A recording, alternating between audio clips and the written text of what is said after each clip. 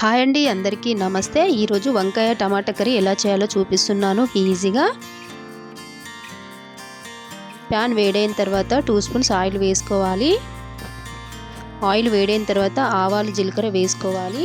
ఇవి కొంచెం వేగిన తర్వాత ఇప్పుడు కచ్చాపచ్చా చేసిన వెల్లిపాయలు వేసుకుందాం. ఇప్పుడు వెల్లిపాయలని కలుపుకుందాం.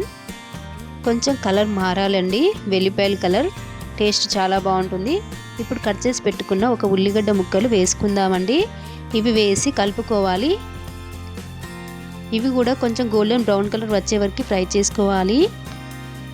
ఇప్పుడు కొంచెం పసుపు వేసి కలుపుకోవాలి.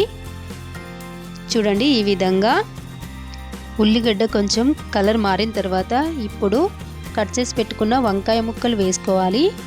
ఇలా వేసి కలుపుకోవాలి. చాలా ఈజీ అండి చేయడానికి, ఎక్కడ స్కిప్ చేయకుండా చూడండి, అప్పుడే అర్థమవుతుంది.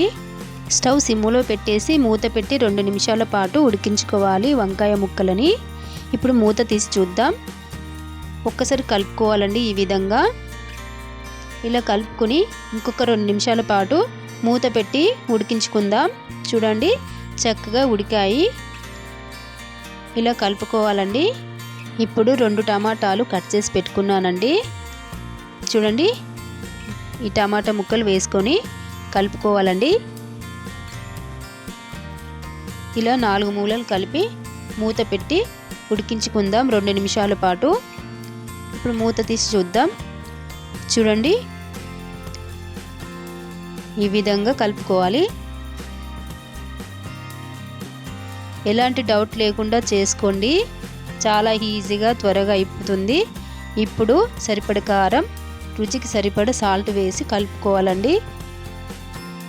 చాలా అంటే చాలా ఈజీ, టేస్ట్ కూడా చాలా బాగుంది. ఆయిల్ పైకి వచ్చే వరకు సిమ్లో పెట్టి ఉడికించుకోవాలండి వంకాయ టమాటా కర్రీ. చూడండి, ఇలా కలుపుకోవాలి. ఇప్పుడు చివరిగా కొత్తిమీర వేసుకొని కలుపుకోవాలి.